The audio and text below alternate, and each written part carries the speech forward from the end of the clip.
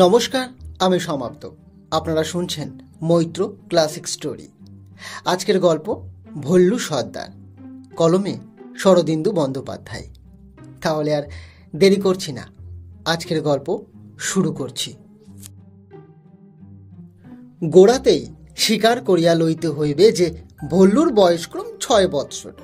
তাহার কার্যকলাপ দেখিয়া এ বিষয়ে সন্দেহ উপস্থিত হইতেই পারে, কিন্তু সন্দেহ করিলে চলিবে না। আমরা তাহার ঠিকজি গোষ্ঠীর সহিত পরিচিত। ভল্লুর জীবনযাত্রা বোধ করি আরও কয়েক বৎসর অল্প স্বল্প দুষ্টামি করিয়া অপেক্ষাকৃত বৈচিত্র্যহীনভাবেই কাটিয়া যাইত। কিন্তু হঠাৎ একদিন বাইস্কোপ দেখিতে গিয়া সব উলট পালট হইয়া গেল। সে অপূর্ব কয়েকটি আইডিয়া লইয়া বাইস্কোপ হইতে ফিরিয়া আসিল। প্রধান আইডিয়া, সে নিজে একজন দুর্দান্ত ডাকাতের সর্দার। যেমন তেমন সর্দার নয়, একদিকে যেমন দুর্ধর্ষ বীর, অন্যদিকে তেমনি ন্যায়পরায়ণ। দুষ্টের দমন ও শিষ্টের পালন করাই তাহার ধর্ম। যদিচ তাহার একজোড়া ভয়ঙ্কর গোঁফ নাই, এই এক অসুবিধা। কিন্তু ভাবিয়া দেখিতে গেলে গোঁফ ডাকাতের সর্দারের একটা অপরিহার্য অঙ্গ নয়। কারণ দারোয়ান ছেদি সিংয়ের গোঁফ তো আছেই, উপরন্তু গালপাট্টা আছে, কিন্তু তবু তাহাকে কোনোদিন দুষ্টের দমন কিংবা শিষ্টের পালন করিতে দেখা যায় নাই। আসল কথা, আচরণ ডাকাত সর্দারের মতন হওয়াই চাই, গোঁফ না থাকিলেও আসে যায় না। কিন্তু সর্দার হইতে হইলে ডাকাতের দল চাই। বাইস্কোপে সর্দারের প্রকাণ্ড দল ছিল। তাহারা হুকুম পাইবা মাত্র নানাবিধ অসম সাহসিক কাজ করিয়া ফেলিত। অত্যাচারী জমিদারের বাড়ি লুট করিয়া তাহাকে গাছের ডালে লটকাইয়া দিত। ভল্লুর সেরকম দল কোথায়? অনুগত অনুচরের মধ্যে 3 বৎসরের অনুজা লিলি, আর একটি নিংলে কুকুর ছানা গামা। অদূর ভবিষ্যতে এই কুকুর শাবকটি মহা শক্তিশালী হইয়া উঠিবে, এই আশাই তাহার উক্ত রূপ নামকরণ হইয়াছিল। ইহারা দুজনেই ভল্লুর একান্ত অনুগত বটে, কিন্তু আদেশ পাইবা মাত্র কোনো অসম সাহসিক কাজ করিবে কিনা তাহাতে যথেষ্ট সন্দেহ আছে। একবার একটা হুলো বেড়ালকে আক্রমণ করিবার জন্য ভল্লু গামাকে বহু প্রকারের উত্তেজিত করিয়াছিল, কিন্তু গামা তাহাতে সন্তুষ্ট হয় না, বরঞ্চ অত্যন্ত কাতরভাবে পুচ্ছ সংকুচিত করিয়া বিপরীত মুখে প্রস্থান করিয়াছিল। আর লিলি, সে একই তো মেয়ে মানুষ, তাই দৌড়তে পারে না, দৌড়তে গেলেই পড়িয়া যায়, তাহাকে দিয়া কোনো কাজই হবে না। কিন্তু এত বাধা বিপত্তি সত্ত্বেও ভল্লু ভগ্ন উৎসাহ হইল না। অনুচর না থাকে না থাক, সে নিঃসঙ্গভাবে সর্দার বনিবে। যদি তার ডাক শুনিয়া কেহ না আসে, সে একলাই চলিবে। বাইস্কোপও তো ডাকাত সর্দার একাকী দুর্গ প্রকাণ্ডই লঙ্ঘন করিয়া বন্দিনী তরুণীকে উদ্ধার করিয়াছিল। সে যা হোক, কিন্তু সর্দার বনিয়া সে কোন কোন দুষ্টের দমন করিবে শুনি। কারণ শিষ্টের পালন পরে করিলেও ক্ষতি নাই, কিন্তু দুষ্টের দমন প্রথমেই করা দরকার। সর্বাগ্রে তার মাস্টার মশাইয়ের কথাই মনে পড়িল। দুষ্টু লোক বলিলে যাহা কিছু বুঝায়, সব দোষী মাস্টার মশাইয়ের বিদ্যমান। ভোর হইতে না হইতে তিনি আসিয়া হাজির হন। পাঠ্যপুস্তকের প্রতি ভল্লুর অনুরাগ কিছু কম, বিশেষত অঙ্কশাস্ত্রে সে একেবারেই কাঁচা। তাই পরবর্তী 2 ঘন্টা ধরিয়া যে দারুণ অত্যাচার ওই উৎপীড়ন চলিতে থাকে তাহা বলাই বাহুল্য। এত বড় অত্যাচারীকে শাসন করা ডাকাত সর্দারের প্রথম কর্তব্য। কিন্তু ভাবিয়া চিন্তিয়া ভল্লু মাস্টার মশাইকে পরিত্যাগ করিল। তাহার চেহারাখানা এতই নিরেট, দেহের দৈর্ঘ্য প্রস্থ এত বিপুল যে টিনের তরবারি দিয়া তাহার মুন্ডু কাটিয়া লওয়া একেবারেই অসম্ভব। তাহাকে দড়ি দিয়া বাঁধিয়া গাছের ডালে ফাঁসি দেওয়াও ভল্লুর সাধ্যাতীত। দুঃখিতভাবে ভল্লু তাহাকে অব্যাহতি দিল। আর শাস্তিযোগ্য কে আছে? ছেদি সিং দারোয়ান? ভল্লু মনে মনে মাথা নাড়িল। ছেদে সিং এই চেহারাটা দুশ্মনের মতন বটে, কিন্তু কেবলমাত্র চেহারা দেখিয়া তাহার বিচার করিলে অন্যায় হইবে। সে প্রায় পেয়ারা কুল কামরাঙ্গা আহরণ করিয়া আনিয়া চুপি চুপি ভল্লুকে খাওয়ায়, মাঝে মাঝে কাঁধে চড়াইয়া বেড়াতে লইয়া যায়। অধিকন্ত সন্ধ্যার সময় কোলের কাছে বসাইয়া অতি অদ্ভুত রোমাঞ্চকর কাহিনী কেচ্ছা বলে। শুনিতে শুনিতে তন্ময় হইয়া যাইতে হয়। না, ছেদে সিং দারোয়ানকে পাপিষ্ট দুষ্টকারীর পর্যায়ে ফেলা যায় না। তবে আর কে আছে? বাবা। ভল্লু অনেকক্ষণ গালে হাত দিয়া চিন্তা করিল। অভাব পক্ষে বাবাকে পাপিষ্ট বলিয়া ধরা যাইতেই পারে, কিন্তু প্রকৃত প্রস্তাবে বাবা লোকটি নেহাত মন্দ নয়। মারধর তিনি একেবারেই করেন না, নিজের লেখাপড়া লইয়া সর্বদা ব্যাপৃতি থাকেন। উপরন্তু ভল্লুর মাতার সহিত তাহার বিশেষ সদ্ভাব আছে বলিয়া মনে হয়। প্রায়ই তাহাদের মধ্যে হাস্য পরিহাস ও অন্তরঙ্গের মতন কথাবার্তা হইয়া থাকে, ভল্লু তাহা লক্ষ্য করিয়াছে। আবার মাঝে মাঝে উভয়ের মধ্যে ঝগড়াও হয়। তখন ভল্লুর মা চোখে আঁচল দিয়া অস্পষ্ট ভগ্নস্বরে কি বলিতে থাকেন, অধিকাংশ বোঝাই যায় না, এবং বাবা মুখ ভারী করিয়া ধীরে ধীরে এমন দু একটি বাক্যবাণ প্রয়োগ করেন যে মায়ের কান্নার আরো বাড়িয়া যায়। অতঃপর ঝগড়া থামিয়া গেলে বাবা নির্ভীতে মাকে অনেক আদর ও খোসামত করিতেছেন, ইহাও ভল্লুর চোখ এড়ায় নাই। এরূপ ক্ষেত্রে কি করা যায়? ভল্লু বড় দ্বিধায় পড়িল। বাবাকে অন্তরের সহিত বদলোক বলা চলে না, অথচ তাহাকে বাদ দিলে আর শাস্তি দেবার লোক কোথায়? তবে কি কেবলমাত্র দুষ্টু লোকের অভাবেই একজন ডাকাত সর্দারের জীবন ব্যর্থ হইয়া যাবে? মুন্ডু কাটিয়া ফেলিবার মতন লোকই যদি পৃথিবীতে না থাকে, তবে তবে ডাকাত হওয়ার লাভ কি? শীতের দ্বিপ্রহরে চিলের কোঠায় একাকী বসিয়া ভল্লু এইরূপ গভীর চিন্তায় মগ্ন ছিল। এখন সে ধীরে ধীরে উঠিল। এই নৈষ্কর্মের অবস্থা তাহার ভালো লাগিল না। একটা কিছু করিতে হইবে। যদি একান্তই পাষণ্ড লোক না পাওয়া যায়। ভল্লু দ্বিতলে অবতরণ করিল। কেহ কোথাও নাই, বাড়ি নিস্তব্ধ। মা বোধহয় লিলিকে ঘুম পাড়াইয়া নিজেও একটু শুইয়াছেন। ভল্লু মার ঘর অতিক্রম করিয়া চুপি চুপি কাকিমার ঘরে উকি মারিল। দেখিল কাকিমা পালঙ্কের উপরে বুকের তলায় বালিশ দিয়া শুইয়া করতলে চিবুক রাখিয়া উদাস চোখে জানালার বাহিরে তাকাইয়া আছেন। এই ঘরটি কাকিমার শয়নকক্ষ বটে, কিন্তু ব্যাপার গতিকে ভল্লুরও শয়নকক্ষ হইয়া পড়িয়াছিল। পূর্বে ভল্লু নিজের মার কাছে শয়ন করিত। এই ঘরটা ছিল কাকার। মাস দেড়েক পূর্বে কাকার বিবাহ হইল। তারপর কি একটা গন্ডগোল হইয়া গেল। ফলে কাকা নিজের ঘর ছাড়িয়া বাহিরের একটা ঘরে আশ্রয় লইলেন, এবং নবপরিণেতা কাকিমা তাহার ঘর দখল করিলেন। ভল্লু বোধ করি কাকিমার রক্ষক হিসাবে তাহার শয্যায় শয়ন করিতে লাগিল। সুতরাং কাকিমার শয়নকক্ষটিকে ভল্লুর শয়নকক্ষ বলা যাইতেই পারে। এই ঘরে তাহার যাবতীয় খেলার উপক্রম ও অস্ত্রশস্ত্র লুকাইয়াছিল। সে ডাকাত সর্দারের প্রধান আয়ুধ একটি টিনের তরবারি। তাহাও এই পালঙ্কের নিচে থাকিত। তরবারিটা বাড়ি শুদ্ধ লোকের চক্ষুশূল। সকলেরই আশঙ্কা ভল্লু ওই তরবারি দিয়া কখন কাহার চোখে খোঁচা দেবে। তাই ভল্লু সেটাকে অতি সঙ্গোপনে পালঙ্কের নিচে কম্বল চাপা দিয়া লুকাইয়া রাখিয়াছিল। ভল্লু কিছুক্ষণ দ্বারের বাহিরে দাঁড়াইয়া রহিল। তারপর নিঃশব্দে পা টিপিয়া প্রবেশ করিল। কাকিমার মাথার কাপড় খোলা, তাহার খোপায় সোনার শিকল বাঁধা কাঁটাগুলি ভল্লু দেখিতে পাইল।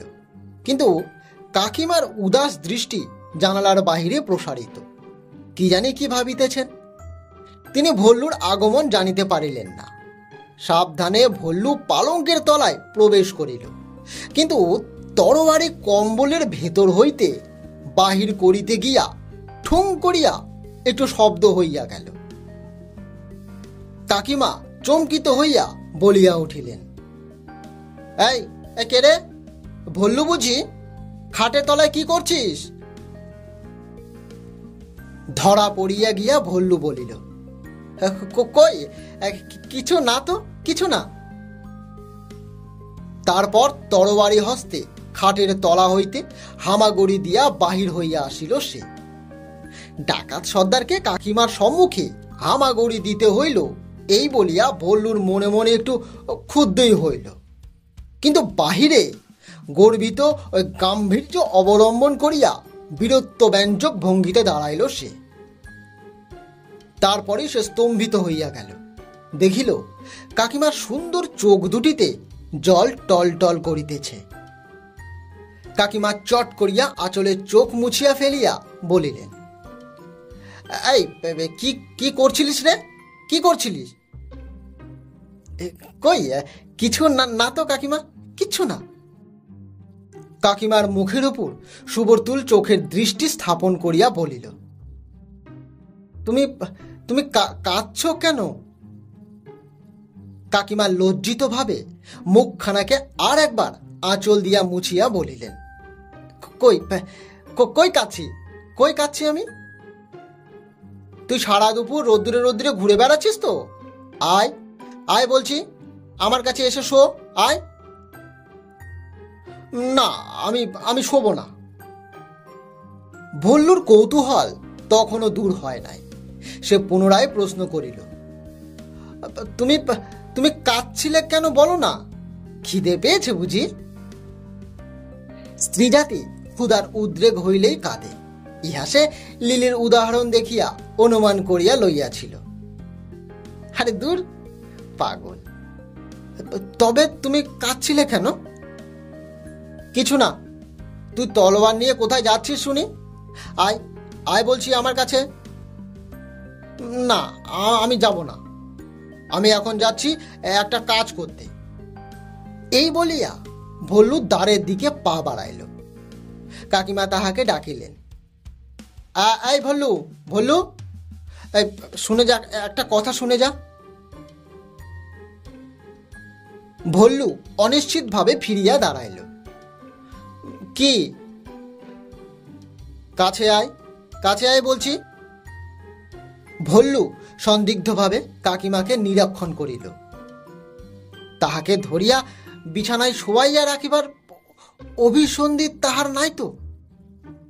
না, কাকিমা ভালো লোক, তিনি এমন নির্দয় ব্যবহার কখনোই করবেন না। ভল্লু কাছে আসিয়া অধীর ভাবে বলিল, কি হয়েছে বলো। কাকিমার মুখ একটু লাল হইল। তিনি ভল্লুর হাত ধরিয়া তাহাকে খুব কাছে টানিয়া আনিলেন। তারপর প্রায় তাহার কানে কানেই বলিলেন, এই তোর কাকা কোথায় রে? তোর কাকা কোথায়?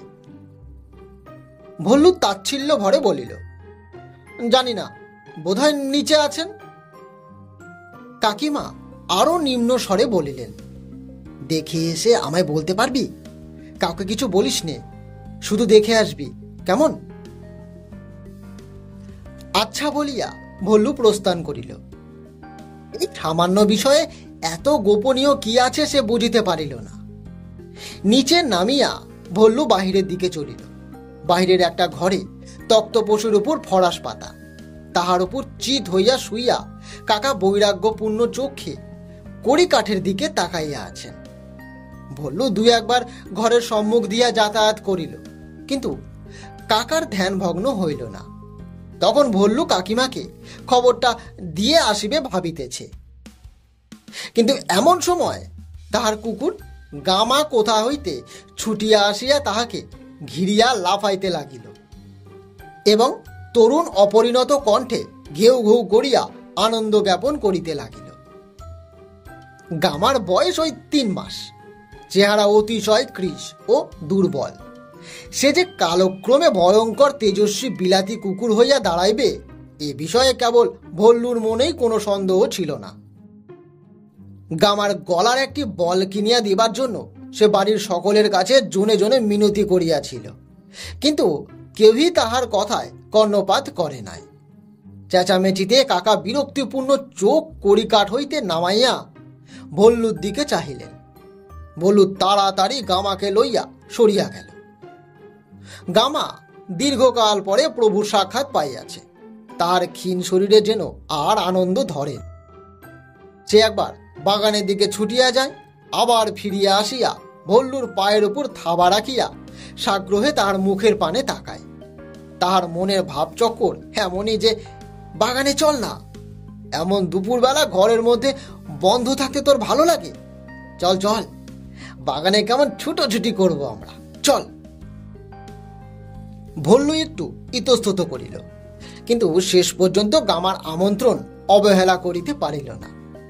কাকিমাকে কাকার সংবাদ পরে দিলেও চলিবে, এত তাড়াহুড়োর কিছু।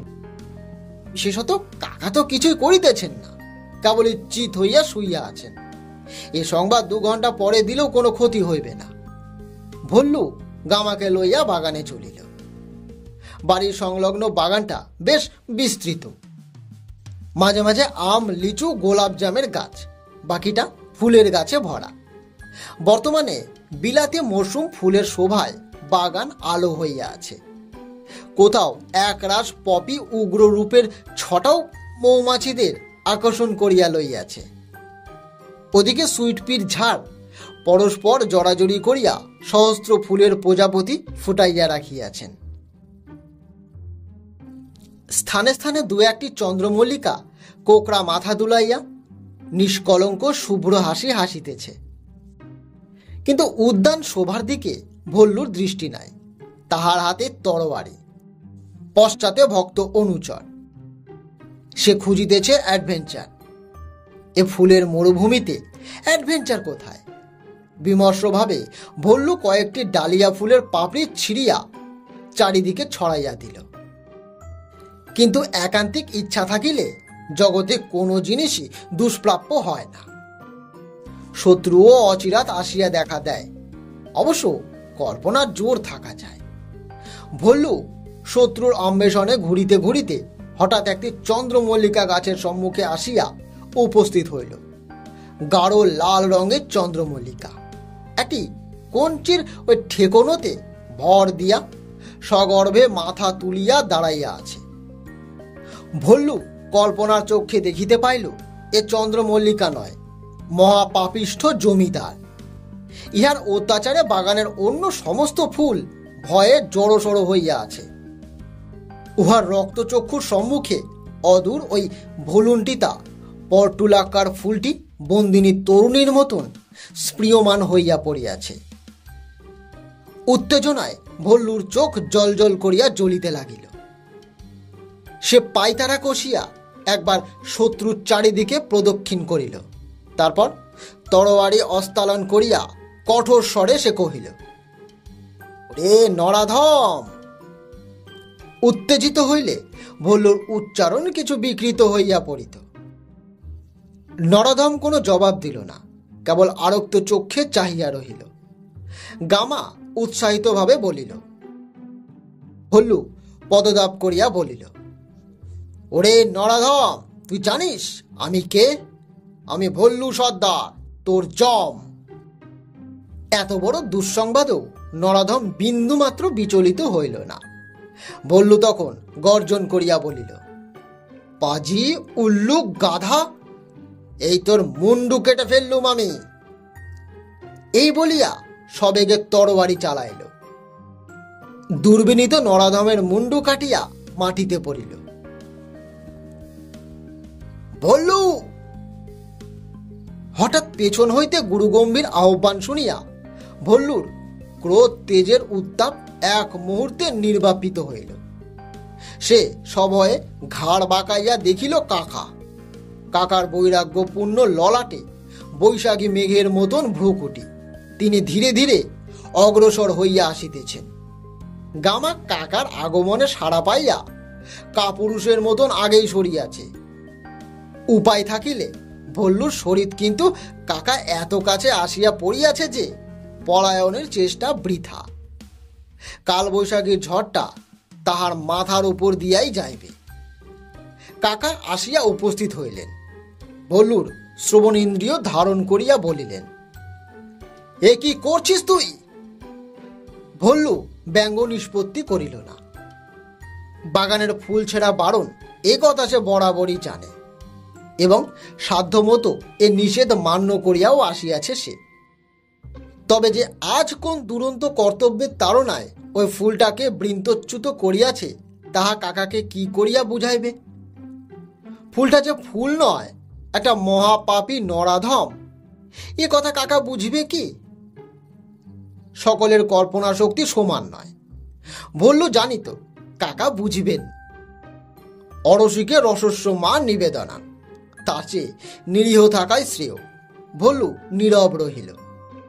কাকা ভল্লুর হাত হইতে তরবারি কাড়িয়া লইয়া দূরে নিক্ষেপ করিয়া বলিলেন, কেন ফুল ছিনলি তুই?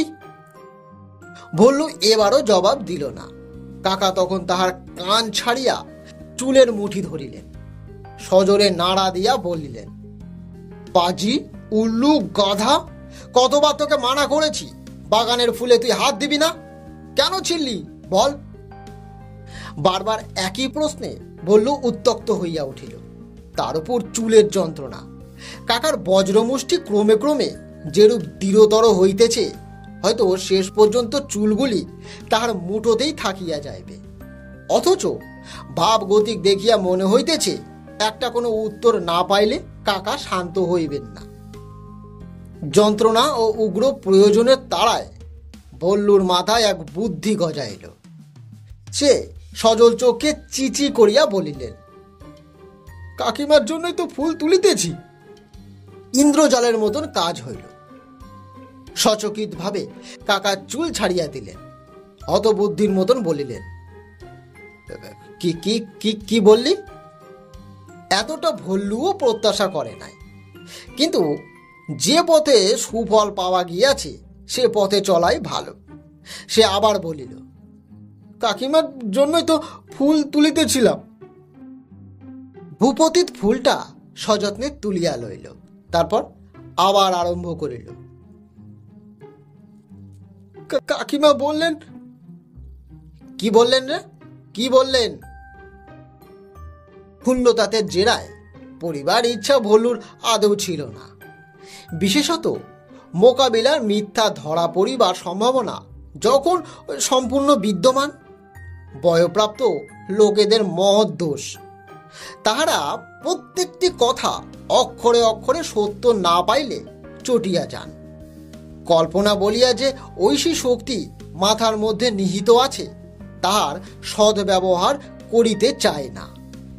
ভল্লু কাকার প্রশ্নটা এড়াইয়া গিয়া বলিল, কাকিমা বড় ফুল ভালোবাসেন, রোজ খোপায় 3-5টা ফুল পড়েন। ক্ষুল্লতা অবাক হইয়া দাঁড়াইয়া রহিলেন। আর বিলম্ব করা অনুচিত এই বুঝিয়া ভল্লু প্রস্থান করিল। কাকা বলিলেন, ভল্লু, শোন শোন। ভল্লু খানিক দূর গিয়াছিল। সেখানে হইতে ঘাড় বাঁকাইয়া বলিল, আর কাকিমা তোমাকে ডাকছিলেন, তুমি কোথায় আছো দেখতে বলেছিলেন। এই বলিয়া ক্ষুদ্র পদযুগল সবেগে চলিয়া গেল। বাগানের নৈশত কোনো একটি বড় আম গাছের নিম্নতম শাখায় ভল্লুর স্থায়ী আজ্ঞা ছিল। স্থূল শাখাটি ভূমির সমান্তরালে কাণ্ড হইতে বাহির হইয়া গিয়াছিল। তাহার ডগার দিকে বসিয়া দোল দিলে শাখাটি মন্দ মন্দ দুলিত। এই শাখার ঘন পল্লবিত ডগায় বসিয়া একটা বড় রকম দোল দিয়া নিক্ষিপ্ত চিত্তে ভল্লু ভাবিতে আরম্ভ করিল। গামা এতক্ষণ নিরুদ্দেশী ছিল, এখন যেন কিছুই হয় নাই এমন ভাবে লেজ নাড়াইতে নাড়াইতে গাছের তলায় আসিয়া বসিল। ভল্লু একবার ভৎসনাপূর্ণ চোখে তাহার পানে তাকাইল। অনুচরের ভীরুতা তাহার মর্মে দারুণ আঘাত করিয়াছিল। তারপর পুনরায় সে ভাবিতে আরম্ভ করিল। প্রদীপের নিচেই অন্ধকার। দুষ্টের দমনব্রত গ্রহণ করিয়া ভল্লুর চারিদিকে দৃষ্ট অন্বেষণ করিয়া বেড়াইতেছে, অথচ দৃষ্ট অত্যাচারী দুর্বৃত্ত বলিতে যাহা কিছু বোঝায়, তাহার মূর্তিমান বিগ্রহ ভল্লুর সম্মুখে হাজির রহিয়াছে। এতক্ষণ এটা সে দেখিতে পায় নাই কেন? তাহার মতন মহাপাপিষ্ঠ নরাধম পৃথিবী খুঁজিয়া আর কোথাও পাওয়া যাইবে না। শুধু আজিকার এই ঘটনার জন্য নয়, কাকা যে একজন অবিমিশ্র পাষণ্ড, ইহা তাহার অনেক দিন আগে জানা উচিত ছিল। প্রথমত, তিনি ডাক্তারেরা যে জ্যোতির্বর্ণ নির্বিশেষে বদ লোক, এ কথা শিশু সমাজে কে না জানে? লিলি পর্যন্ত জানে। ভল্লুর সামান্য একটু পেটের অসুখ হইতে না হইতেই কাকা তাহার সমস্ত প্রিয় খাদ্য বন্ধ করিয়া এমন সব কটু তিক্ত কষা ওষুধ ও পথ্যের ব্যবস্থা করেন যে সে কথা স্মরণ করিলেই অন্নপ্রাশনের অন্ন ঊর্ধ্বগামী হয়। তাহার উপর তিনি একজন কঠোর ব্রহ্মচারী, মাথায় একটি ক্ষুদ্র টিকিও আছে। ভোর 5টা বাজিতে না বাজিতেই তিনি শয্যা ত্যাগ করিয়া স্নান করেন। তারপর ঠাকুর ঘরে ঢুকিয়া এমন ঘোর রবে কাঁসর ঘণ্টা বাজাইতে আরম্ভ করেন যে পাড়ার ত্রিসীমানার মধ্যে আর কাহারও ঘুমাইবার উপায় থাকে না। শুধু ইহাই নহে, সব পরিণীতা কাকিমার সঙ্গে তাহার দুর্ব্যবহার স্মরণ করিলেও তাহার নৈতিক দুর্গতি সম্বন্ধে সন্দেহ থাকে না। বিবাহের পূর্বে বাড়িশুদ্ধ লোকের সহিত কাকার কথা কাটাকাটি বকাবকি চলিতেছিল, এ কথা ভল্লুর বেশ মনে আছে। যা হোক, শেষ পর্যন্ত কাকা হাড়ির মতন মুখ করিয়া বিবাহ করিতে গেল। কিন্তু বিবাহ করিয়া আসিয়ায় তিনি অন্দরমহলের সংস্পর্শ একেবারে ত্যাগ করিলেন। এই লইয়া বাড়িতে অশান্তির শেষ নাই। ভল্লুর মার সহিত কাকার প্রায় বাগবিতণ্ডা হয়। কাকা বাইস্কোপের দুষ্টু জমিদারের মতন তির্যক হাসি হাসিয়া বলেন, হ্যাঁ, আমি তো আগে বলে দিয়েছিলুম। অথচ কাকিমা অতিশয় ভালো লোক। এতদিন তাহার সহিত ঘনিষ্ঠভাবে মিশিয়া ভল্লুর তাহা বুঝিতে বাকি রইল না। লজেন্স কিনিবার জন্য পয়সার প্রয়োজন হইলে তিনি চুপি চুপি তাহাকে পয়সা দেন। এমনকি চোরায় মাল তাহার কাছে গচ্ছিত রাখিলে তিনি কাহাকেও বলিয়া দেন না। একবার কতগুলি ওই ডাসা কুল ও ওই কাসন্দি যথা সময়ে তাহাকে প্রত্যাবর্তন করিয়াছিলেন। একটি কুল বা এক বিন্দু কাসন্দিও আত্মসাৎ করেন নাই। এইরূপ গুণবতী নারী আজকালকার দিনে কোথায় পাওয়া যায়?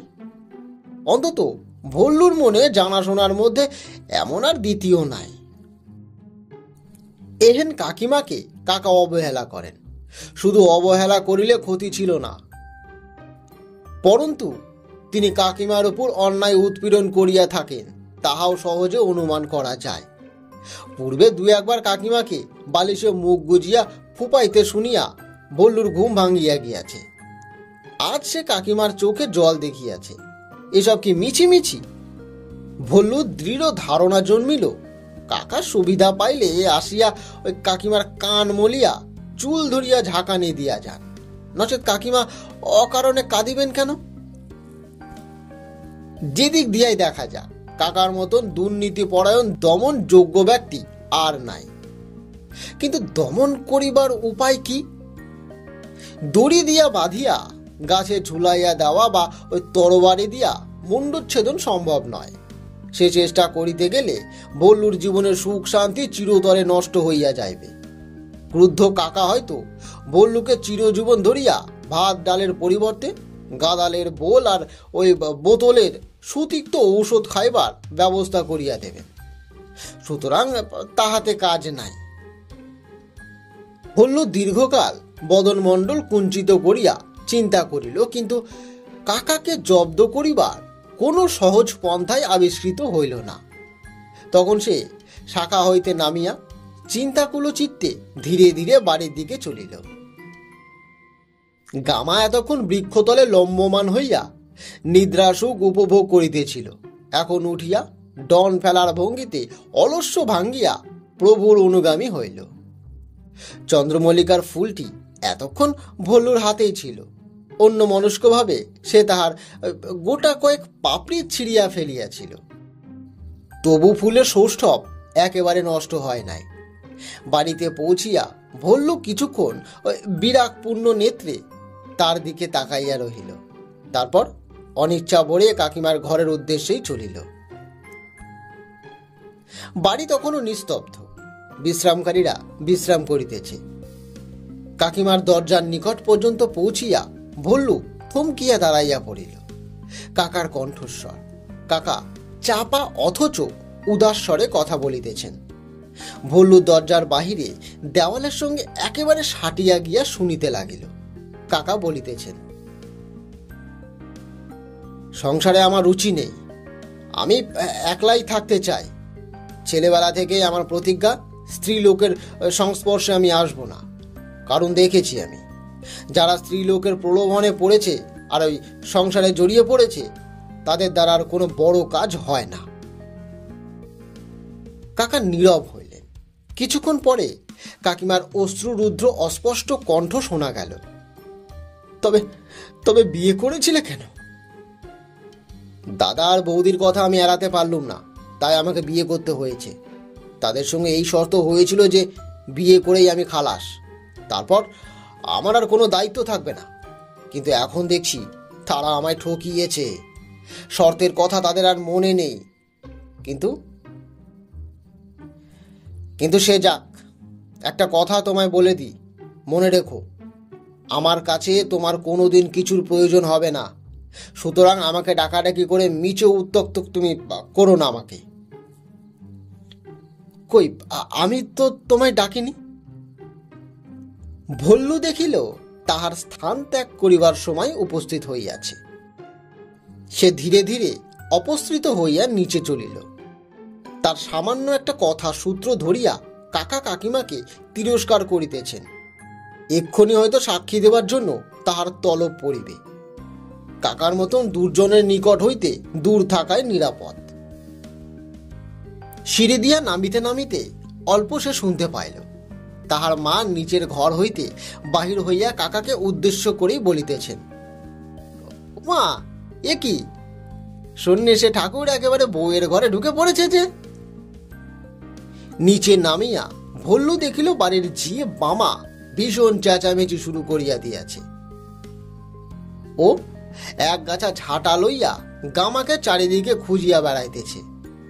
তাহার কথা হইতে ভল্লু বুঝিল যে বামা ভাড়ার ঘরের দাওয়ায় রৌদ্রে শুইয়া হা করিয়া ঘুমাইতেছিল। গামা গিয়া সস্নেহে তাহার মুখ গহ্বরের অভ্যন্তরে জিহ্বা প্রবিষ্ট করাইয়া তাহার আল জিহ্বাখানি চাটিয়া দিয়াছে। বামা গামার উদ্দেশ্যে যেসব বিশেষণ নিক্ষেপ করিতেছে তাহা শুনিলে কুকুরেরও কর্ণেন্দ্রিয় লাল হইয়া ওঠে। ভল্লুও নিঃশব্দে গামাকে খুঁজিতে আরম্ভ করিল। বামার আজীব চাটিয়া লইয়া যে গামার অন্যায় হইয়াছে তাহাতে সন্দেহ নয়, কিন্তু তবু সব দোষ কি গামার? বামা হা করিয়া ঘুমাইবে কেন? আর গামার গলায় একটা ওই বকলেস থাকিলে তো এমন ব্যাপার ঘটিতেই পারিত না। গামাকে তখন স্বচ্ছন্দে বাঁধিয়া রাখা যেত। দোষ গামার নয়, দোষ বাড়ির লোকের। তাহারা একটা বল কিনিয়া দেয় না কেন? খুঁজিতে খুঁজিতে বাহিরের ঘরে কাকার তক্তপোষের তলায় ভল্লু গামাকে আবিষ্কার করল। গামার নিদ্রার ভান করিয়া এক চক্ষু ঈষৎ খুলিয়া মিটি মিটি চাহিতেছিল। ভল্লুকে দেখিয়া বাহির হইয়া আসিল। ভল্লু গামার কান মলিয়া দিয়া চাপা তর্জনে বলিল, পাজি কোথাকার, বামার মুখ এটো করেছিস কেন তুই? গামা বিনীতভাবে ল্যাজ নাড়িয়া অপরাধ স্বীকার করিল। ভল্লু বলিল, দাঁড়া দাঁড়া, তোকে মজা দেখাচ্ছি আমি। এবার থেকে আমি তোমায় বেঁধে রাখবো, দেখো। গামা পুচ্ছ স্পন্দনে কাতরতা জ্ঞাপন করিল। ভল্লু কিন্তু শাসনে কঠোর। খানিকটা ছেঁড়া কাপড়ের পাড় সে অন্য প্রয়োজনে সংগ্রহ করিয়াছিল, এখন তাহা পকেট হইতে বাহির করিল। সেটা গামার গলায় বাঁধিতে যাইবে এমন সময় হঠাৎ কাকার শয্যার উপর ওই বালিশের পাশে একটা জিনিস দেখিয়া তাহার চক্ষু পলকহীন হইয়া গেল। কাকার হাত ঘড়িটা রহিয়াছে। ঘড়িতে চামড়ার বকলেস সংলগ্ন, ব্যান্ড শুদ্ধ রিস্ট। ওয়াচ সে পূর্বে দেখে নাই এমন নয়, বহুবার দেখিয়াছে, কিন্তু এখন তাহার মুগ্ধ নেত্র ওই জিনিসটার উপর নিশ্চল হইয়া রই। এক পা করিয়া অগ্রসর হইয়া সন্তর্পণে ভল্লু সোনার ঘড়িটি হাতে তুলিয়া লইল। তারপর ঘড়ি হইতে বকলেস পৃথক করিবার চেষ্টাও করিল, কিন্তু কৃতকার্য হইল না। তখন ভল্লু একবার দরজার দিকে তাকাইয়া ঘড়ি শুদ্ধ বকলেস গামার গলায় পরাইয়া দিল। দিব্য মানাইছে।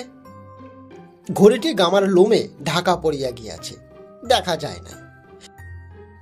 ভল্লু অগ্রহকম্পিত হস্তে কাপড়ের পাড় বকলেসে বাঁধিয়া অনিচ্ছুক গামাকে টানিতে টানিতে বাহির হইয়া পড়িল। কাকা তখনও ফেরেন নাই, বোধহয় মার সহিত তর্ক করিতেছেন। এই অবসরে ভল্লু বাগান অতিক্রম করিয়া রাস্তায় গিয়া পড়িল। ভল্লু যখন বেড়াইয়া বাড়ি ফিরিল, তখন সন্ধ্যা উত্তীর্ণ হইয়া গিয়াছে। ভ্রমণের ফলে বিলক্ষণ ক্ষুধার উদ্রেক হইয়াছিল। ভল্লু গামাকে একটি নির্ভীত স্থানে বাঁধিয়া রাখিয়া বাড়ির ভিতরে প্রবেশ করিল। বাড়িতে ঢুকিতেই মাংস রান্নার সুগন্ধ তাহার নাসারন্ধে প্রবেশ করিল। সে সটান রান্নাঘরে গিয়া বলিল, ও মা, মা, আমার খিদে পেয়েছে। এই বলিয়া একটা পিঁড়ি পাতিয়া বসিয়া গেল। মা মাংস ও রুটি তাহার সম্মুখে রাখিয়া দিল।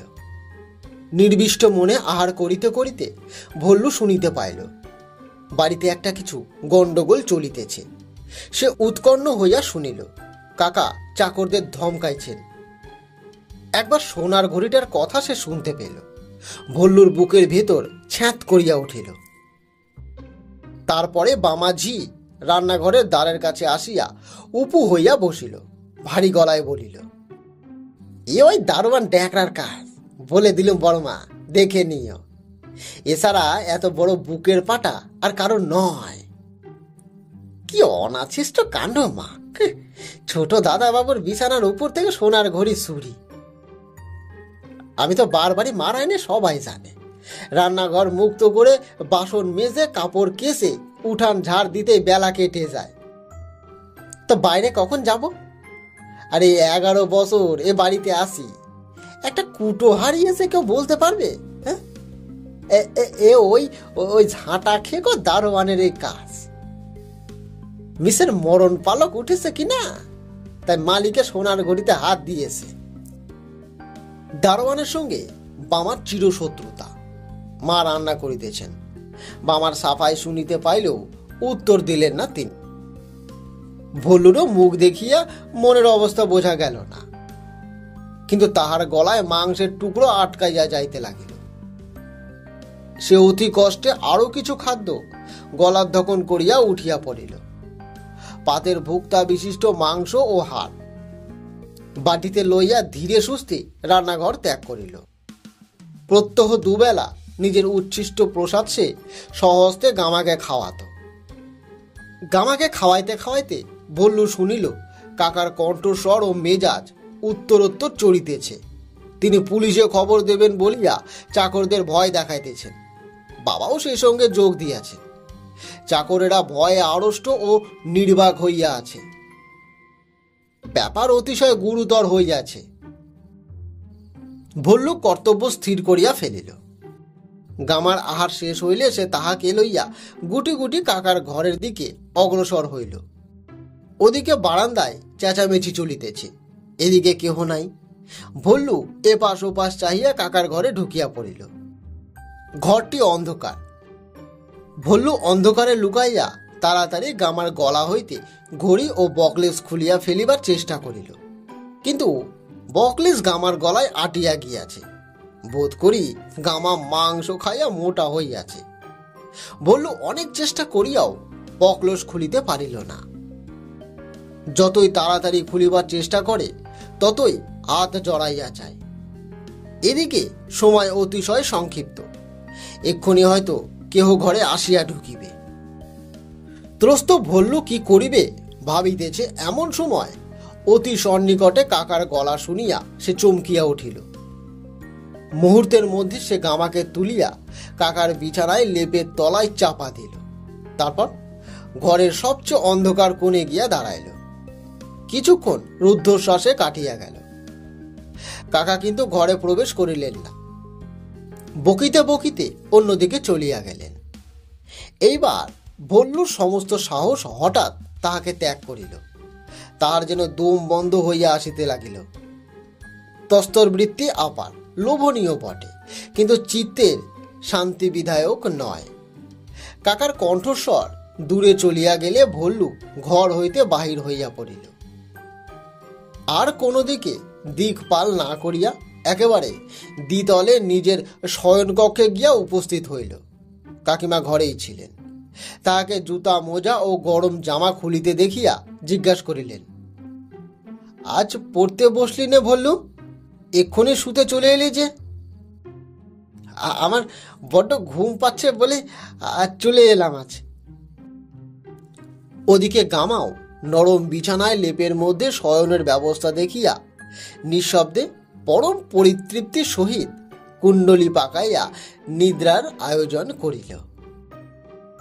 ভল্লু ঘুমাইয়া পড়িয়াছিল। প্রায় 2-3 ঘন্টা ঘুমাইবার পর হঠাৎ একটা বিরাট গর্জন শুনিয়া তাহার ঘুম ভাঙ্গিয়া গেল। কাকিমাও ইতিমধ্যে খাওয়া দাওয়া শেষ করিয়া তাহার পাশে আসিয়া শুইয়াছিল। তিনিও চমকিয়া উঠিলেন। ঘরে আলো জ্বলিতেছিল। ভল্লু চোখ মেলিয়া দেখিল কাকার রুদ্র মূর্তি ঠিক খাটের পাশে দাঁড়াইয়া আছে, হাতে একটা মোটা লাঠি। ভল্লু প্রথমটা কিছু বুঝিতে পারিল না, তারপর তাহার সব কথা মনে পড়িয়া গেল। কাকা দন্ত ঘর্ষণ করিয়া বলিলেন, ভুলো বেরিয়ে আয়, শিগগির লেপ থেকে বেরিয়ে আয় বলছি, আজ তোকে। ভল্লুর মুন্ড ততক্ষণে লেপের বাহিরেই ছিল, এখন তাহা ভেতরে অদৃশ্য হইয়া গেল। সে কাকিমার বুকের কাছে ঘেঁষিয়া শুইল। রাত্রি তখন কটা হবে? 10টা। ভল্লুর বাবা মা শয়ন করিতে গেলেও নিদ্রাই যাননি। তারা চেঁচামেচি শুনিয়া তাড়াতাড়ি বাহির হইয়া আসিলেন। মা ঘরে ঢুকিয়া জিজ্ঞাসা করিলেন, আর কি হয়েছে ঠাকুরপো, কি হয়েছে? হয়েছে আমার মাথা। ভুল্লু ভুল্লু, আয় ভুল্লু, বেরিয়ে আয় বলছি। মা শঙ্কিত হইয়া বলিলেন, কি করেছে ভল্লু? কাকা ক্রোধে হস্তদ্বয় আস্ফালন করিয়া বলিলেন, কি করেছে? ওই হতভাগা কুকুরটাকে আমার বিছানায় শুইয়ে রেখেছিল। শুতে গিয়ে দেখি লক্ষ্মী ছাড়া পেট রোগা কুকুর লেপ বিছানায় সর্বনাশ করে রেখেছে, বমি করে সব ভাসিয়ে দিয়েছে। শুনিয়া ভল্লুর মাথার চুল পর্যন্ত কণ্টকিত হইয়া উঠিল। সে কাকিমার বুকের মধ্যে মাথা গুজিয়া একেবারে নিস্পন্দ হইয়া রহিল। কাকিমার শরীরটা এই সময় একবার সজোরে নড়িয়া উঠিল, যেন তিনি হাসি চাপিবার চেষ্টা করিতেছেন। কিন্তু এরকম ভয়ঙ্কর ব্যাপারে হাসিবার কি আছে, তাহা ভল্লু ভাবিয়া পাইল। গুরু ভোজনের ফলে গামাজে এমন বিদঘুটে কাণ্ড করিয়া বসিবে তাহা ভল্লু দুঃস্বপ্নও কল্পনা করেননি। কাকা পূর্ববৎ বলিতে লাগিল, শুধু কি তাই, শুধু তাই না, কুকুরটাকে ঘাড় ধরে তুলতে গিয়ে দেখি তিনি আমার রিস্ট ওয়াচ গলায় পরে বসে আছেন। ঘরের বাহিরে বাবা হো হো করিয়া হাসিয়া উঠিলেন। মার কলকণ্ঠ সেই সঙ্গে যোগ দিল। লেপের মধ্যে কাকিমার সর্বশরীর চাপা হাসির আবেগে ফুলিয়া ফুলিয়া দুলিয়া দুলিয়া উঠিতে লাগিল। কাকা বলিলেন, তোমাদের হাসি পাচ্ছে তাই না? ওই ঘড়ির জন্য চাকরগুলোকে শুধু মারতে বাকি রেখেছি। ভাগ্যে পুলিশে খবর দেয়নি আমি, নয়তো কেলেঙ্কারির এক শেষ হতো। পুলিশ এসে দেখতো কুকুরের গলায় ঘড়ি বাঁধা রয়েছে। না, এসব হাসির কথা নয়, ভুলোর বজ্জাতি বড্ড বেড়েছে। মা হাসিতে হাসিতে বলিলেন, তা বেশ তো, কাল সকালে ওকে শাসন করো। না না বৌদি, না, সে হবে না, তুমি ওকে এক্ষুনি লেপের ভেতর থেকে বার হতে বলো। মা মুখে আঁচল দিলেন। তারপর বলিলেন, কেন, তুমি আনো না? না না, তুমি ওকে বিছানা থেকে বার করে আনো বলছি, তারপর তারপর আমি দেখছি। কেন বলো তো, বিছানা চুলে কি তোমার জাত যাবে? না না, মানে আচ্ছা আচ্ছা বেশ, কাল সকালেই হবে। দ্বারের দিকে এক পা বাড়াইয়া কাকা দাঁড়াইলেন। কিন্তু আমার বিছানা তো, আমি আজ শোবো কোথায়? মা জিজ্ঞেস করিলেন, বিছানা কি একেবারেই গেছে? শুধু বিছানা, সে ঘরে ঢোকা কার সাধ্যি? মা হাসি ভরা মুখ গম্ভীর করিবার চেষ্টা করিয়া বলিলেন, তাই তো, বাড়িতে তো আর লেপও নেই, তাহলে তোমাকে এই ঘরেই শুতে হবে ঠাকুরপো। কাকা বলিলেন, এত রাতে ঠাট্টা ভালো লাগছে না বৌদি, একটা লেপ বের করে দাও, বৈঠকখানার ফরাসের উপরে শুয়ে পড়বো আমি। আর তো লেপ নেই ঠাকুরপো। নেই? একখানা বাড়তি ছিল, সেটা তুমি গায়ে দিচ্ছিলে, আর কোথায় পাবো শুনি? কাকা রাগিয়া বললেন, এ তোমার দুষ্টুমি, আসল কথা দেবে না সেটা বলো। এসব সব মেয়ে মানুষের যাত্রাই। বেশ, আমি চাপার গায়ে দিয়ে শোবো। এই বলিয়া তিনি প্রস্থান করিলেন। মা তাহার হাত ধরিয়া ফেলিয়া বলিলেন, ছি ছি ঠাকুরপো, ছেলে মানুষই করো না, আজ এ ঘরেই সও। এ শীতে কেবল জারপার গায়ে দিয়ে শুলে অসুখ করবেছি। তা হোক গে, হাত ছাড়ো আমার বৌদি। লক্ষ্মী ভাই আমার, আজ রাতটা এখানেই শও তুমি, আমি ভল্লুকে আমার বিছানায় নিয়ে যাচ্ছি। না, আমি শোবো না। তুমি সব বিষয়ে এত বুদ্ধিমান বিচক্ষণ, আর এই সামান্য বিষয়ে এত এত অবুঝ হচ্ছ কেন?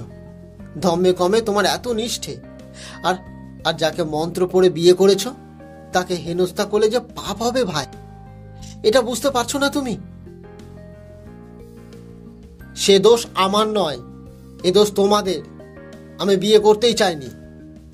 আচ্ছা আচ্ছা, বেশ বেশ, দোষ আমাদের, আমি ঘাট মানছি, কিন্তু কিন্তু বউ তো কোনো দোষ করেনি। কাকা উত্তর দিলেন না, হাত ছাড়াইয়া দ্রুত পদে প্রস্থান করিলেন। তিনি চলিয়া গেলে মা কিছুক্ষণ নীরব হইয়া রহিল, তারপর একটা নিঃশ্বাস ফেলিয়া বলিলেন, মায়া, জেগে জেগে আছো নাকি? কাকিমাও একটা নিঃশ্বাস ফেলিয়া মৃদু কণ্ঠে বলিলেন, আছি। মা কিছু বলিলেন না, আরো কিছুক্ষণ দাঁড়াইয়া থাকিয়া আবার একটা গভীর দীর্ঘ নিঃশ্বাস মোচন করিয়া ধীরে ধীরে প্রস্থান করিলেন। চারিদিক হইতে এই দীর্ঘ নিঃশ্বাস ফেলাফেলি দেখিয়া ভল্লুর ক্ষুল্লতা ভীতি অনেকটা কাটিয়া গেল। সে লেপের ভিতর হইতে মুন্ড বাহির করিল, দেখিল কাকিমা আলোর দিকে তাকাইয়া আছেন, তাহার দুই চক্ষু জলে ভাসিয়া যাইতেছে। কাকার নিষ্ঠুরতার এই অশ্রু জলের হেতু তাহাতে সংশয় নাই। ভল্লু বিছানায় উঠিয়া বসিল, আবেগপূর্ণ স্বরে বলিল, কাকিমা।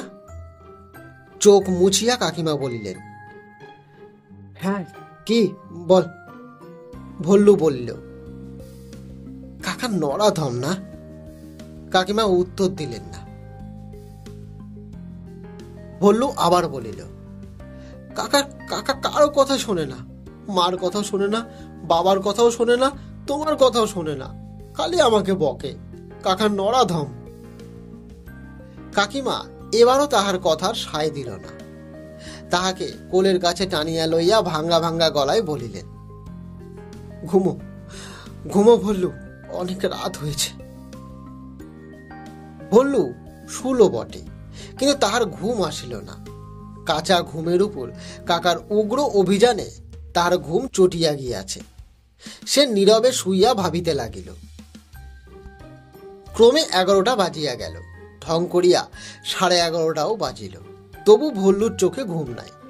সে উত্তপ্ত মস্তিষ্কে চিন্তা করিতেছে।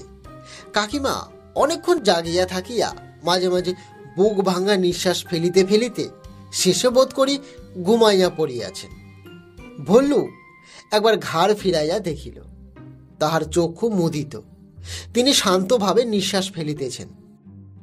কাকিমার মুখের দিকে চাহিয়া ভল্লুর কাকার উপর ক্রোধ ও বিদ্বেষ আরো বাড়িয়া গেল।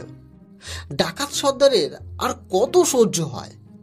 আজ দ্বিপ্রহর হইতে যে অমানসিক অত্যাচার তাহার উপর হইয়াছে, তাহার না হয় সে সহ্য করিয়া নেবে। তাহার সাধের তরবারিটা ভাঙ্গিয়া ব্যবহারের অযোগ্য হইয়া গিয়াছে, তবু সে কিছু বলে নাই। কিন্তু কাকিমার প্রতি নিষ্ঠুরতা, নারী নির্যাতন, সে কি করিয়া ওই বরদাস্ত করিবে? ভল্লুর ক্ষুদ্র প্রাণের সমস্ত শিভারি সঙ্গীন উচাইয়া খাড়া হইয়া উঠিল। যাই প্রাণ যাক, ভল্লু কাকাকে শাসন করিবেই। প্রতিহিংসার কল্পনায় রাত্রি জাগরণ করা যত সহজ, কল্পনাকে কার্যে পরিণত করা তত সহজ নয়। উপায় চিন্তা করিতে করিতে ভল্লুর ক্ষুদ্র মস্তিষ্ক ফাটিয়া যাইবার উপক্রম হইল।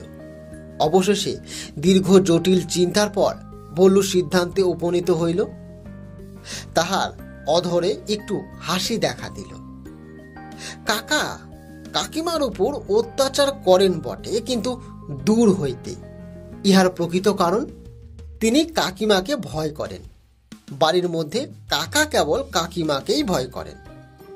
প্রমাণ, কাকিমা এই বাড়িতে আসার পর হইতে কাকা নিজের ঘর ছাড়িয়া পলায়ন করিয়াছেন। এমনকি বিছানা স্পর্শ করিবার সাহস পর্যন্ত তাহার নাই। মুখে তিনি যতই বীরত্ব প্রকাশ করুক না কেন, কাকিমার ভয়ে তিনি সর্বদা সন্তুষ্ট হইয়া আছেন। নচেৎ বাড়িশুদ্ধ লোকের এত সাধ্য সাধনা সত্ত্বেও তিনি কাকিমার সংস্পর্শে আসিতে গড়রাজি কেন? এইরূপ ক্ষেত্রে কাকাকে জব্দ করিবার একটাই উপায়। ভল্লুর মুখের হাসি আরো বিস্তার লাভ করিল। সে ধীরে ধীরে শয্যা হইতে নামিল। কাকিমা জাগিলেন না। ঘড়িতে 12টা বাজিল। বিছানা ও লেপের তপ্ত আয়েস ত্যাগ করিতে তাহার কষ্ট হইল, কিন্তু সংকল্পিত কর্তব্য পালন করিতে ভল্লু কোনো সময় পরাজুক নয়। সে নিঃশব্দে পদক্ষেপে ঘরের বাহির হইল। বাড়ি অন্ধকার। কোনো অদৃশ্য স্থান হইতে একটা মটমটু শব্দ আসিতেছে, যেন কে অন্ধকারে বসিয়া আঙ্গুল মটকাইতেছে। ভল্লুর বুক দুরু দুরু করিতেছে। সে কিছুক্ষণ 2 মুষ্টি শক্ত করিয়া দাঁড়ায় রহিল। শব্দটা অপ্রাকৃতিক নয়, একটা দরজার তক্তায় কীট গর্ত করিতেছে। ভল্লু ধীরে ধীরে রুদ্ধ নিঃশ্বাস মোচন করিল। কিন্তু ভয় বস্তুটা এমনি যে বাস্তব অবাস্তবের অপেক্ষা রাখে না। অন্ধকারে নিজের পদশব্দ আতঙ্কের সৃষ্টি করে। ভল্লুর প্রবল ইচ্ছা হইল ফিরিয়া গিয়া বিছানায় শুইয়া পড়ে কাজ নাই আর কাকাকে শাসন করিয়া। কিন্তু সে দাঁতে দাঁত চাপিয়া মনে মনে বলিল, আমি ভল্লু সর্দার, আমি কাউকে ভয় করি না, কিছুতে ভয় করি না। তথাপি চক্ষু দুটি দৃঢ়ভাবে বদ্ধ করিয়ায় ভল্লু সিঁড়ি দিয়া নিচে নামিয়া চলিল। নিতান্তই পরিচিত পথ, তাই কোনো দুর্ঘটনা ঘটিল না। অবশেষে শীতে কাঁপিতে কাঁপিতে সে বৈঠকখানার দ্বারে উপস্থিত হইল। ঘরে মৃদু আলো জ্বলিতেছে। ভল্লু দেখিল আপাদমস্তক জারপার মুড়ি দিয়া কাকা প্রায় গামার মতোই কুণ্ডলিত হইয়া শুইয়া আছেন। ভল্লু কাকার গা ঠেলিয়া ডাকিল, কাকা, ও কাকা। কাকা চমকিয়া উঠিলেন। কে কে? ভল্লুকে দেখিয়া ধর্মর করিয়া উঠিয়া বসিলেন তিনি। কি হয়েছে রে, কি হয়েছে? শীতের সহিত অন্যান্য মানসিক আবেগ মিশ্রিত হইয়া ভল্লুর দন্তবাদ্য আড়ষ্ট হইয়াছিল। কাকিমার অসুখ করেছে তো, তুমি শিগগির চলো তো, চলো। কি হয়েছে? ভল্লু বিপদে পড়িল। রোগের লক্ষণ সম্বন্ধে সে আগে চিন্তা করে নাই, অথচ কাকা ডাক্তার। তাহাকে বাজে কথা বলিয়া প্রতারিত করা চলিবে না। পূর্বে কয়েকবার কাল্পনিক রোগের উল্লেখ করিয়া ভল্লু ধরা পড়িয়া গিয়াছে। হঠাৎ তাহার একটা রোগের কথা মনে পড়িয়া গেল। কয়েক মাস আগে লিলির ওই রোগ হইয়াছে। লিলির যে রোগ হইয়াছিল তাহা কাকিমার হইতে বাধা নাই, বিশেষত যখন ওই উভয়ই মেয়ে মানুষ। ভল্লু ঢোক গেলিয়া বলিল, দাঁত কিরমির করছেন। দাঁত কিরমির করতেছে? হিস্টেরিয়া নাকি? কুঞ্চিত করিয়া দাঁড়িয়া রইলেন। এত রাতে? বিচিত্র নয়, আজ আজ রাতে ওইসব বকাবকির পর হয়তো বুঝতে পারছি। আর কি করছে? আর কিছু না, শুয়ে আছেন। হিস্টেরিয়াই বটে। কাকা একটু দ্বিধা করিলেন, কিন্তু অনুতপ্ত মানুষের কাছে কঠোর ব্রহ্মচারীর পরাজয় হইল। তিনি আলমারি হইতে একটা বেটে সবুজ রঙের শিশি লইয়া সংক্ষেপে বলিলেন, চল। ভল্লুর বুকের ভেতর ধরাস ধরাস করিতে লাগিল। কঠিন ও বিপজ্জনক কার্য ফলনোন্মুখ হইলে ঐরূপ সকলেরই হয়। সে নিঃশব্দে কাকাকে অনুসরণ করিল। কাকা উপরে উঠিয়া ঘরের দ্বারের সম্মুখে একবার দাঁড়াইলেন, তারপর ভেতরে প্রবেশ করিলেন। খাটের পাশে দাঁড়াইয়া রোগিণীর অনাবৃত মুখের দিকে চাহিতেই একটা অজ্ঞাতপূর্ণ মধুর অনুভূতি তাহার সর্বাঙ্গের উপর দিয়া বহিয়া গেল। কিন্তু তিনি তখনই মনকে যথোচিত কঠিন করিয়া হস্তত্ব শিশির মুখ খুলিয়া রোগিণীর নাকের সম্মুখে ধরিলেন। কাকিমা শিহরিয়া জাগিয়া উঠিলেন। ঠিক এই সময় দ্বারের কাছে খুট করিয়া শব্দ হইল। কাকা ঘাড় ফিরাইয়া দেখিল দ্বার বন্ধ, ভল্লু ঘরে নাই। তিনি এক লাফে গিয়া দরজায় টান মারিলেন। দরজা খুলিল না, বাহির হইতে শিকল লাগানো। কাকা চাপা গর্জনে বলিল, ভল্লু, শিগগিরই দোর খোল পাজি, নইলে খুন করে দেব তোকে। কিন্তু ভল্লু তখন পাশের ঘরে গিয়া বাবার লেপের মধ্যে ঢুকিয়া পড়িয়াছে। পরদিন ভোর হইতে না হইতে ভল্লুর ঘুম ভাঙিল। মা বাবা তখনও সুপ্ত। ভল্লু চুপি চুপি উঠিয়া বাহিরে আসিল। কাকিমার দরজা তেমনি বাহির হইতে ছিকল আটকানো, অর্থাৎ কাকা সারা রাত্রি বাহির হইতে পারেন নাই। বিজয় গর্ভে ভল্লু সর্দারের মুখ উৎফুল্ল হইয়া উঠিল। সে নিজ মনে একবার কিরাত নৃত্য নাচিয়া লইল। ভবিষ্যতে তাহার ভাগ্যে যাহা আছে তাহা তো আছি, তাই বলিয়া বর্তমানের বিজয় উল্লাস তো আর দমন করিয়া রাখা যায় না। কিন্তু কাকা কিরূপ নির্যাতন ভোগ করিতেছেন তাহা স্বচক্ষে দেখিবার লোভ সে সম্বরণ করিতে পারিল না। জানালায় একটি ক্ষুদ্র ছিদ্র ছিল। ভল্লু তাহাতে চোখ লাগাইয়া উকি মারিল। যাহা দেখিল তাহাতে স্তম্ভিত বিস্ময়ে চক্ষু চক্রাকার করিয়া ভল্লু সরিয়া আসিল। তারপর দৌড়তে দৌড়তে মার ঘরে ফিরিয়া গেল। ঘুমন্ত মাকে নাড়া দিয়া জাগাইতে জাগাইতে উত্তেজনা সংহত কণ্ঠে বলিল, বাহ মা, কাকা কাকিমাকে 3টে 5টা চুমু খাচ্ছেন।